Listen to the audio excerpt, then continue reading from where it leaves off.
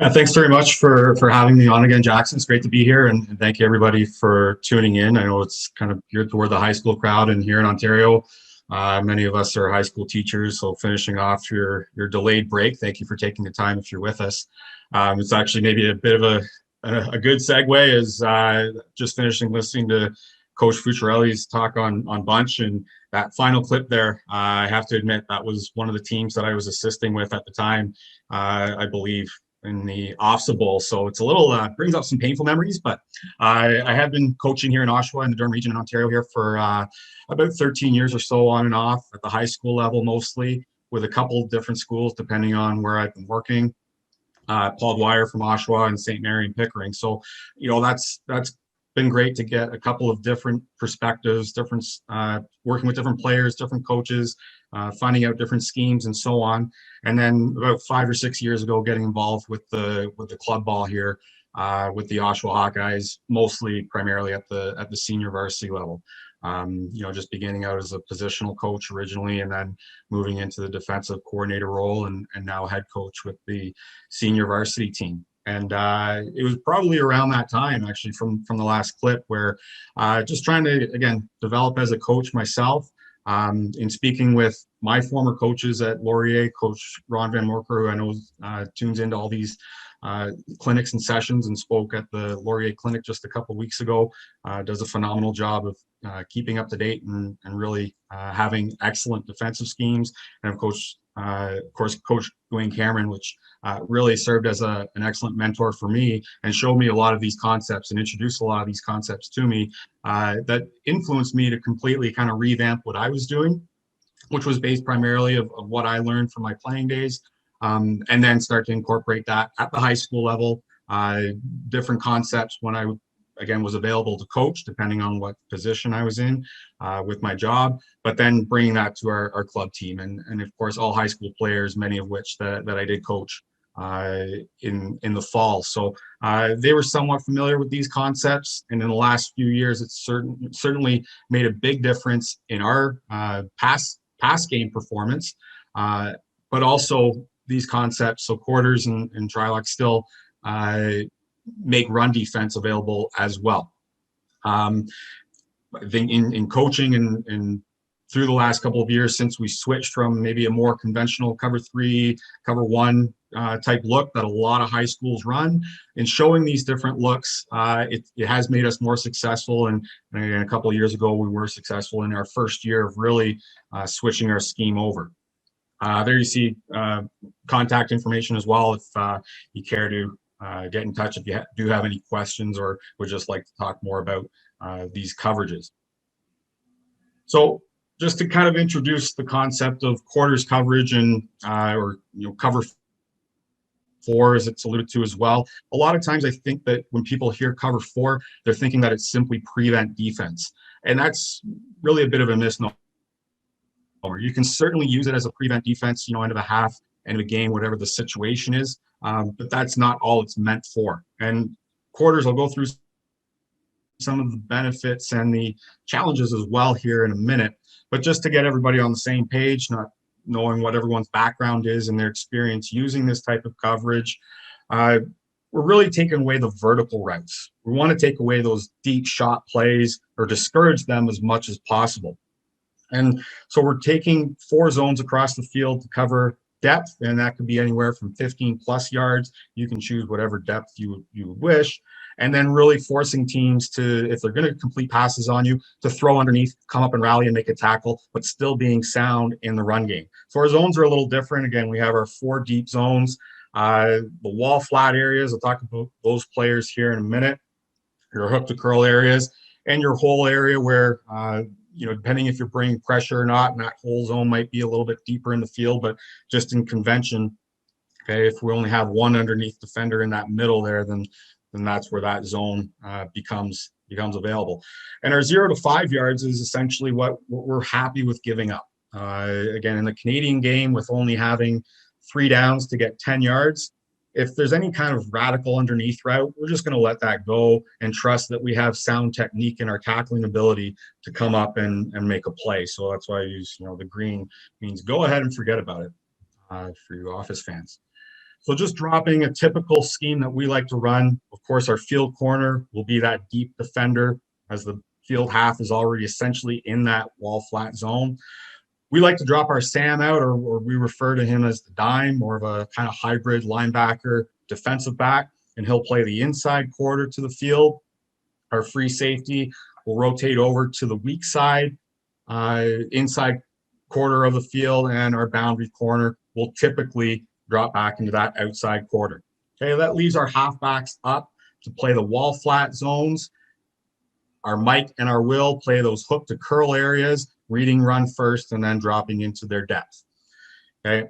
Now, the key with the wall flat players here is that they're not chasing out to the flat as we normally would be in a cover three look, for instance. Because we have one less underneath defender versus a cover three, we're not going to expand those outside defenders quite as much. So that is a weakness in playing cover four quarters, or a challenge, I should say, for teams that want to throw out to the flats quite a bit. Okay.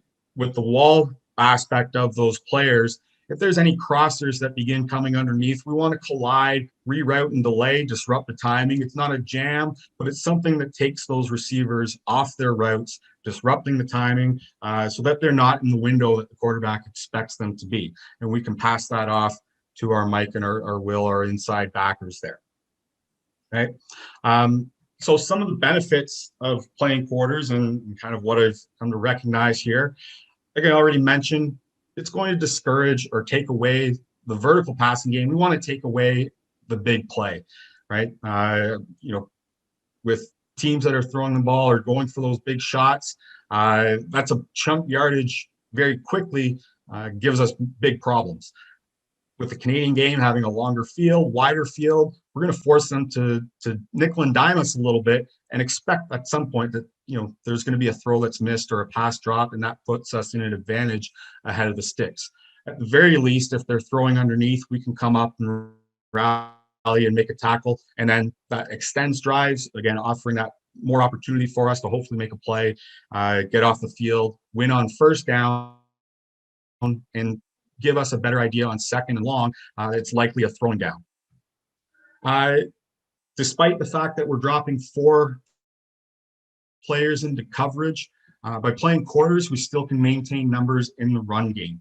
So I'll just go back to that first slide just briefly here for a second. You'll see that in that underneath zone, as much as we have the front 4, and that's what I've based this out of, is that's been our base package mostly, but this can obviously, of course, be run out of a 30 front. We still have 8 defenders that can add into the box to defend in the D gap with our halfbacks, and then those corners, once they read run, well, they can come up and force to the outside areas. So despite the fact that we're dropping 4 into coverage in order to discourage the vertical passing game and the big play, those chunk plays, we're still able to maintain our numbers in the run game as well.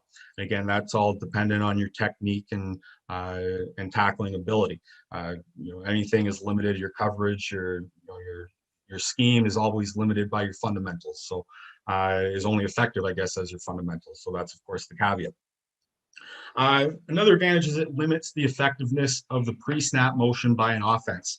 Also kind of building off of what Coach Fucciarelli was just talking about with the bunch formations. As much as he threw a shout out to defensive coordinators, how in the Canadian game we can be a little bit more creative in our formation and our coverages and schemes and so on. Well, obviously, so can offenses. Using bunch is just one way, but the pre-snap motion from teams switching strength of field and numbers, from maybe a 32 to 23 or 23 to 40, whatever the case might be, there's all kinds of opportunities with the unlimited motion. And playing quarters, again, is a way to keep things in front of us without having to change responsibilities and result in errors in communication and blown coverages that result in those big plays.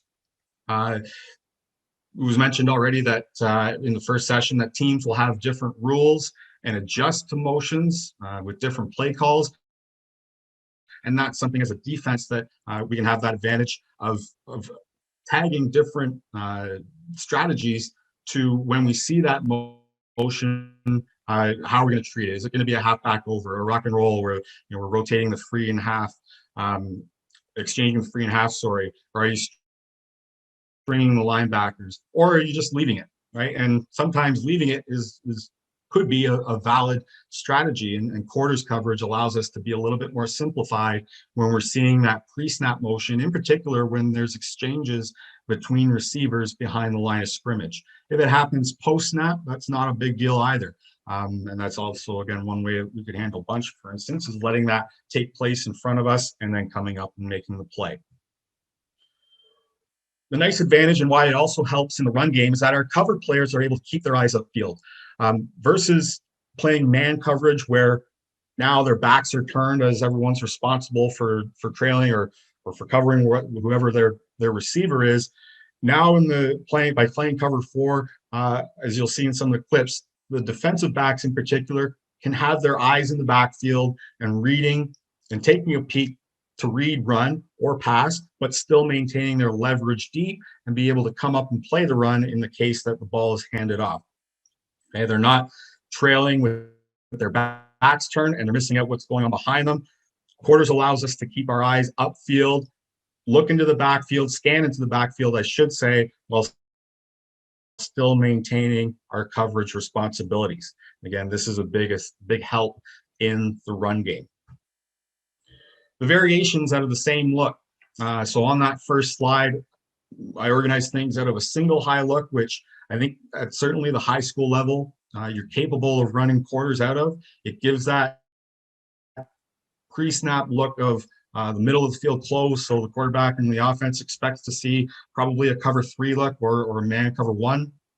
However, we can run different variations now by changing where the free safety, where the Sam is going, the corners or the halves exchanging roles, kind of like a cut and hold in cover 3. But we can run different variations. I have a clip here, a couple clips where we actually drop a defensive end into coverage as well, and in order to bring pressure from a different spot.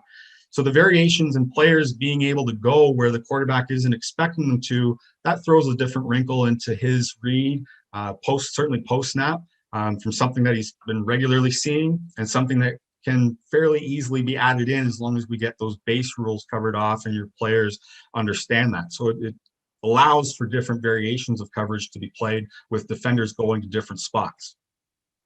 I think the last one that I have here, and I just mentioned it, is it still allows for the opportunity to bring 5-man pressure while being sound in coverage. So our base is out of a front 4. Again, whether you run it out of a 30 front, that's even better if you decide to just run 3. But you can still bring that extra guy, bring that 5-man pressure, and not being worried about having to play man behind it, which can put some of your coverage players at a bit of a compromise. And we'll show a clip of that. Now, of course, anything doesn't come without its challenges. So things that, as a coach, you need to be aware of and identify in your pre-scout. What our offense is doing, are they overloading the underneath zones? Again, because we're drawing an extra defender into a deeper zone versus, say, a cover 3 or a cover 2 zone look, well, the underneath zones may become overloaded, but we're really challenging our guys then once the ball's in the air to rally to the ball, get 12 hats in the picture, as I like to say. Mentioned that the throws to the flats are going to be more available to offenses, but we're willing to, from a defensive perspective, is if that's what we're giving up, that's what we're okay with.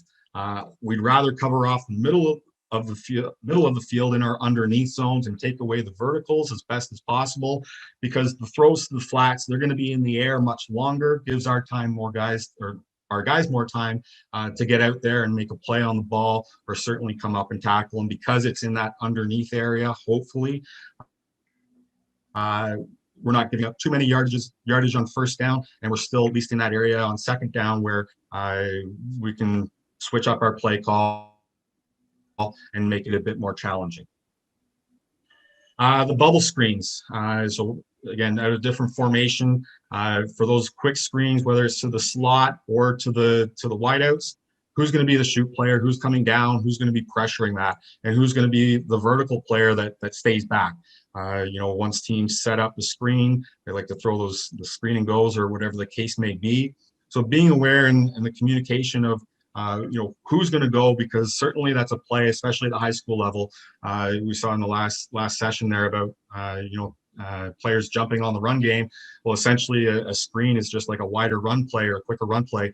So it's not getting too excited about everybody jumping on that. We want to make sure that we have the appropriate player staying back, and that's a communication piece between the players involved in that area of the field, usually the corner or the half, or it might be the dime or the free as well. So who's staying back, but we still need to make sure that somebody's identified in order to shoot down and disrupt.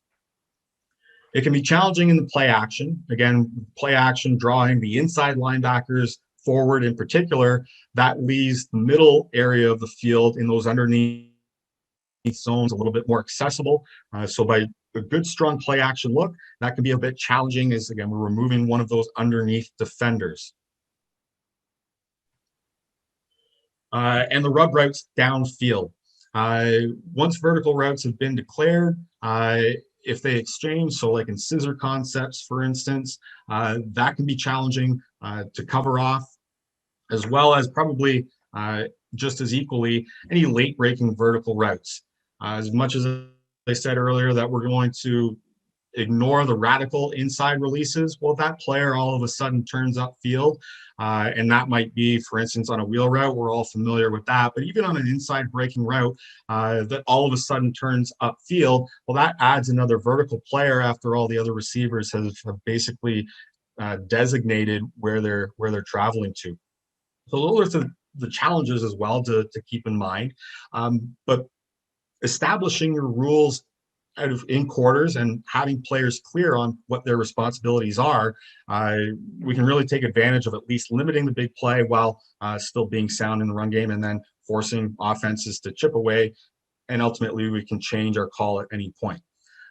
So just have some clips coming up here to kind of go over what we do and how we played it. You'll see a couple variations. The first one is pretty straightforward, just to give you the idea of where the drops would be.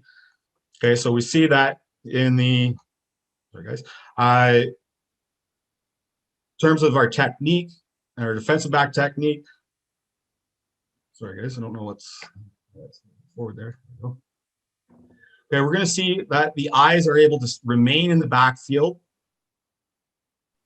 We can read what's happening, get a good run pass read, okay, and we're still sound in our depth defenders. Okay, just to highlight where our players are moving to. So we're first and long here. Our field corner is going to bail. Our free safety is already positioned over to the weak side to take that inside quarter away. And our Sam here, I'd like to line him up at about 7 to 8 yards. He's a little bit deep here, but he's going to be our inside quarter to the strong side. Our halves, as you see, are going to be our wall flat players, and they're not bailing to the flat right away. They're holding their seam to collide and reroute if needed, and then being able to come up and rally to the football. So if I kind of just pause it here, now we had a bit of a bad snap on the play by the offense, so that helps. But there are 4 underneath defenders, again, zone, so we can keep our eyes to the backfield and read. We're giving up this throw to the flat here and waiting on it, and that's fine because we can rally, but we have our 4 deep defenders and our free is out of the picture already. Okay, now just to roll this through, it ends up being a throwaway because everything is covered downfield. For this clip here, what I would like to make note of is, I addressed earlier that cover 4 isn't just a prevent defense. Okay, what I say to my players, don't guard grass. So down at the bottom of the screen with our boundary corner, he does a great job. He's not getting pushed vertically, so there's no need for him to just turn and bail like we would in maybe a prevent situation, and he gets rewarded for it. So we're still going to be in quarters here, and just pause it for a moment, where our boundary our corner is going deep, our half is staying in that curl to wall flat area. Our Sam is going to rotate up versus a 32, and our field corner, again, as our depth player along with our free. So in this situation, there's really nobody vertical. They're just throwing a common route concept, get rhythm early in the game here, just throwing hitches all the way across. Now, if our corner just bails and goes, so here's a technique point, a teaching point, and one of the drills that we do as defensive backs just about every day, every practice, they already know, is a 1-2-3 slow. Now, I prefer using and teaching a shuffle technique that allows the eyes to be inside, to take that scan into the backfield and get your read. while still maintaining eyes on your receiver and your coverage responsibility. Versus a pedal, it's more important, I find, for the inside defenders. But as we see here, I'll play it real time versus slow motion. If you watch his first couple of strides, those are his read steps, 1, 2, 3. He knows everything is kept in front of him. We get a great drive on the ball for the interception, and I won't show where he gets pushed out of bounds by the quarterback. Again, we're in good shape. Coach, sorry, don't want to break your rhythm here. This is great. There was 2 questions in the chat, and I think you'll probably get to them, but this is a really clear clip of 32. And if you have this later in the presentation, we'll just get to it when you get to it. But some coaches have just been asking about how does the responsibilities change if the formation changes. So whether it's 23 or 2 backs or whatever the offense ends up presenting there. The second question was about match principles. So maybe we'll save that for the tri-lock conversation. Yeah. So the tri-lock is where I'll get more into the match concepts. As far as different formations, again, that really depends on how you're going to adjust. Like I mentioned earlier, there are different ways to roll that. I'll show a look versus quads 41 here in a moment. We'll probably just advance to that here. Actually, we saw that clip. Versus 23, what I like to do is, and how we've treated it, is we'll bring our Sam over, and our Sam and free work off of one another. So our Sam, or our dime, how I call it, he'll track the fullback or what becomes the number 3 receiver. Our dime may end up into the boundary, if that's where the trips is, versus 23. And then the free and dime are just exchanging responsibilities. They're working off of one another. Again, you could half back over. You could rock and roll. In other words, bring the half up top and roll the free down low, or exchange sides that way. So there's lots of different ways that you can adjust your coverage, and just making sure that versus different formations, your players are very clear on the rules. But I found the easiest way to kind of keep things consistent, if we see that trips to the boundary look, like 23 or maybe even 13, we don't see a lot of that. But to bring the dime over, like I said, he's already a little bit deeper depth, so he can track over with that motion, in particular if it's just the inside receiver in motion coming over. And then the free and the dime just exchange responsibilities as to their deep inside quarter. So here's a look versus quads, for example. Again, we're not, in this case, we don't bring the half over. You certainly can. It's definitely an option. Instead, we're just going to basically cut this. So instead of our corner being the deep quarter player, we left our half on the same side of the field. You might roll them over top and bring the free safety down. We left our half more to the boundary to give that inside leverage or inside help in case the ISO ran the post. And so as we see here, our corner is going to maintain his outside leverage in this clip. At the top side, okay, we're still looking at our free and our dime and our field corner, taking away the 3 verticals now. So our free is able to rotate more to the field side in that drop versus what he would normally be focused to the boundary side.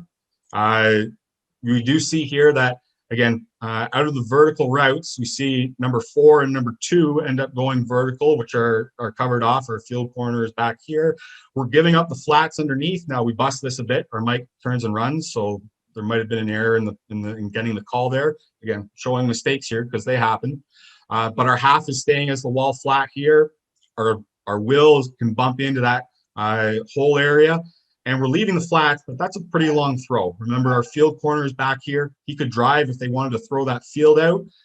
They end up going with the underneath here into the slot and right into where our half is sitting. He drives on it, makes a good play, and disrupts the ball.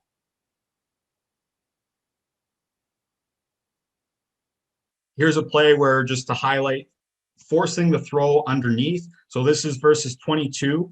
And actually this clip addresses what I've talked about. So even though it's 22 balanced in the receiver set, they're in a pistol formation here with the fullback set to the boundary, or what we considered the boundary in this case. It kind of looks middle of the field, but I guess, but initially it looked more to the boundary. But we see that our dime is flipped over. So now he would be dropping to the weak side where he's tracked where the fullback is, and our free would be exchanging over to the field side. Okay, we see that again, our corner is looking in. inside leverage still, because again, that field side is a wide throw, and we're rallying inside out from the flat. Let's go back here. Sorry, it keeps advancing on me. Okay, I'll just pause it for a moment here. As we see, our half is keeping inside leverage to be able to wall in case that receiver breaks inside at depth. Remember, if he were to break inside right by the line of scrimmage, we're going to leave that. Instead, that receiver breaks to the out. So now this is where we're going to chase the flat. He does a great job coming up and underneath. Our corner is now able to drive and help out as well. I believe the line of scrimmage was originally the 20. We do a great job coming up and making the tackle. Again, on 1st and long, that's a couple yard gain. We win 2nd down, or we win 1st down, sorry. Now we can anticipate pass on 2nd down. And I believe the final play here that I'll show, just the variation where this is another bust, by the way. But now we're going to bring pressure with our Sam and Mike, and we're going to drop the end to be our wall flat player. Our boundary half and boundary corner are going to be our deep players.